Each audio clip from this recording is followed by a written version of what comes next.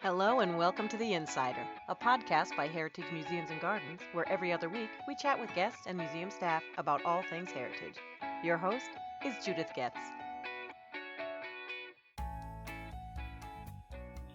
Good morning, Les. Of course, we're speaking to Les Lutz, our Director of Horticulture at Heritage Museums and Gardens. Wonderful to have you with us this morning. Thank you.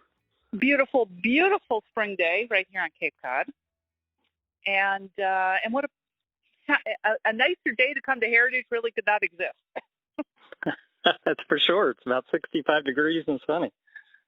So one of the things I wanted to start with, for those that don't know Heritage and are just being introduced to Heritage, one of the most vibrant parts of our entire campus, of course, are our gardens.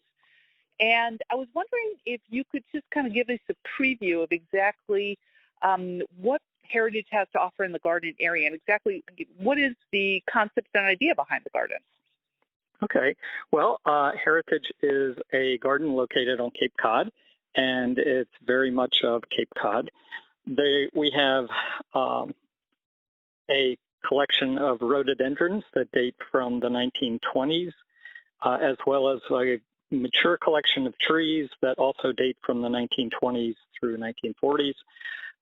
So it's a beautiful, enchanting space, just almost 100 acres of spectacular mature gardens.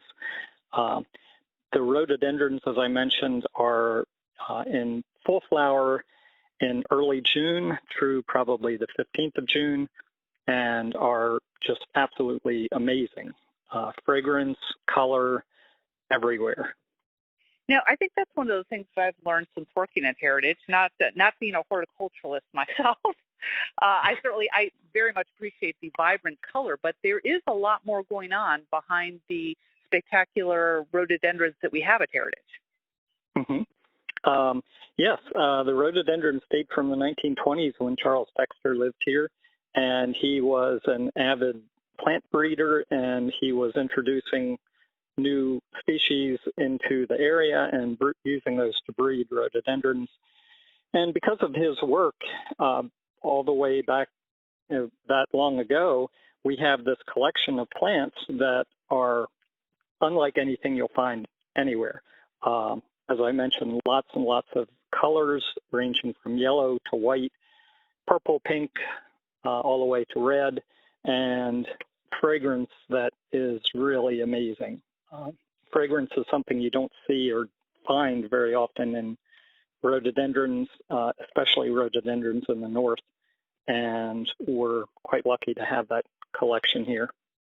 That's definitely something for those that are lucky enough to come in early June. It's almost as if it is something that greets you as you come in. There is one of the more fragrant plants that we have on the campus, actually located right by the front. Yep, Cheryls Choice is located right there by the flume as you're entering the property, and it's got a wonderful fragrance. It's a beautiful pink and mature plant that's probably 12 feet tall and covered in flowers. Now, one of the things that I appreciate the most about Heritage, and I think that a lot of people probably appreciate about New England as a whole, is that you actually do see seasons evolve when you walk the gardens. And I was wondering if you could kind of give us, of course, you've talked about the rhododendrons being in peak the first 2 weeks of June, but as the season evolves into July, what exactly will we see in the gardens? Mm-hmm. Well, the garden comes to life. We have lots and lots of herbaceous perennials. We, of course, have a hydrangea garden that is one of the best hydrangea collections you'll find anywhere in the country. And between the hydrangea collection that will come into flower in July and flower all the way through into the fall, and the herbaceous perennials that you'll find in places like the McGraw family Garden of the Senses, the Windmill Garden, the McGuiness Garden. Annuals will be coming in, butterfly areas that butterflies love and plants that they like. So there are just all kinds of things happening, and really, as soon as the rhododendrons are starting to fade, everything else is coming into their peak and will stay that way all the way up until frost. Tell me this, for those that are just listening to this and might be contemplating a trip to Cape Cod, or perhaps those that live on Cape Cod, everybody knows of the iconic hydrangea flower here. Why do they do so well on Cape Cod? Well, Hydrangea Macrophylla is the main species that we have. And Cape Cod is a maritime climate and very much influenced by the ocean. These plants are native to parts of Japan that are on the coast. And so our climate is very similar to where they're native in coastal areas of Japan. So that's why they like our climate so much and why they do so well. And so we have, as I mentioned, one of the best collections of that species in our garden. And for those that might not know it as well, we're not just talking about the iconic blue or iconic purplish flower. We have other colors and other varieties of the hydrangea flower as well. We do. Other than Hydrangea Macrophylla, which range in color from pink to blue to almost white, we, of course, have Hydrangea Paniculata, and those plants are a little bit larger. They tend to be a little bit hardier. They're typically white and fade to pink or even almost red as they mature. We have Hydrangea arborescens, which is a group that a lot of breeders are doing a lot of work in, and we have a spectacular collection of the newest and greatest Hydrangea arborescens anywhere. And those plants are white, but they've been introducing ranges of color. So now you can find that species in white and pink and purple and lime green and everything in between. Well, I know one of my personal favorites is the Snowball. Mm-hmm. Which is actually arborescence.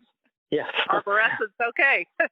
So it's a beautiful, beautiful plant, and it's very unexpected when you think of hydrangeas, I think. Mm-hmm.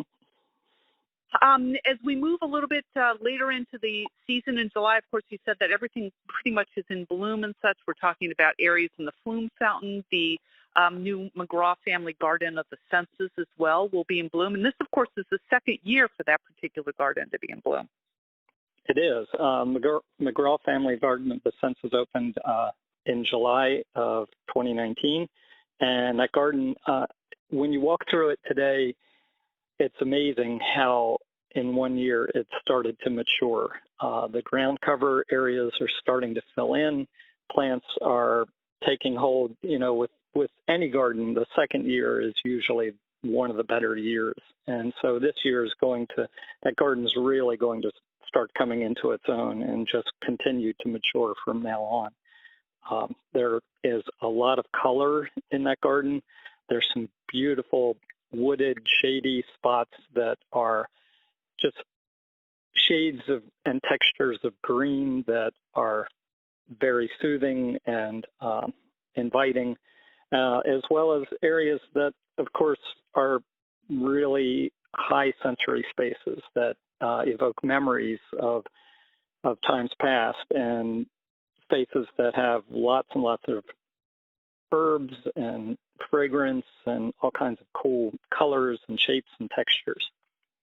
And one of the, I hate to use it as a focal point, but I think it's been referred to it as such before in that garden, is our windmill, which just got some new blades for those that are familiar with it. No, I was going to say the windmill is surrounded by the Windmill Garden. That portion of the Garden of the Senses is really a spectacular herbaceous garden that's reminiscent of a lot of English perennial borders that you'll find in Europe. And that garden is just full of color.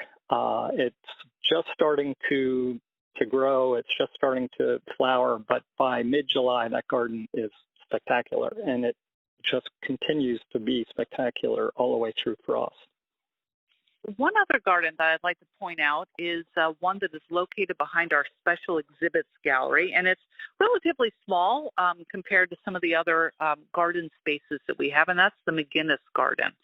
And I was wondering if you could talk a little bit about what that is, because that, too, is one that kind of comes to bloom in July and August, actually. Mm-hmm. The McGuiness Garden is it's located near the flagpole behind our special exhibitions gallery. And that garden is a relatively formal space. It's circular in shape with a center medallion of boxwood that actually has a Lego sculpture this year. But that garden is it's mostly annual garden. So those plants are all started in the greenhouse early spring and then planted out. And this year it's a multitude of colors, and the plants have all been chosen because they attract butterflies. And so we're trying to attract as many different species and colors and types of butterflies as we can with that space this season. That sounds absolutely wonderful. And it is enclosed with a very artistic gate. So when you go into that space, you actually feel like you are in an enclosed special space. Indeed, it's a great space. I want to kind of come to a close with our programming today and just say that we actually, because of the COVID-19 virus and the changes that we've had to make on our campus, the hydrangea programming that usually takes place is going to be taking place in a very different way this year. And I wanted to invite people to come back and visit our website, which is heritagemuseums.org, to learn a little bit more about how those programs will exist in the space. And for those that might be interested still in talking about the rhododendrons and learning about the rhododendrons, you and one of our other managers at Heritage, Allie Mulrow, actually put together a variety of virtual programming to do with the rhododendron plant as well. And I believe pruning was part of that, which is something that takes place after flowering, I learned. Mm-hmm. Yep. Typically, as soon as the plants are done flowering, which is sometime mid to late June, that's the perfect time to be out in the garden pruning rhododendrons. Well, that sounds absolutely perfect. So I, again, want to invite everybody to go to our website, which is heritagemuseums.org, and you'll be able to find that programming online there, or certainly by going to our YouTube channel. Well, I want to thank you, Les Lutz, our Director of Horticulture at Heritage Museums and Gardens. Thank you again for talking to us today, and we'll see you in the garden. Sounds great. Thank you. Thank you, Les.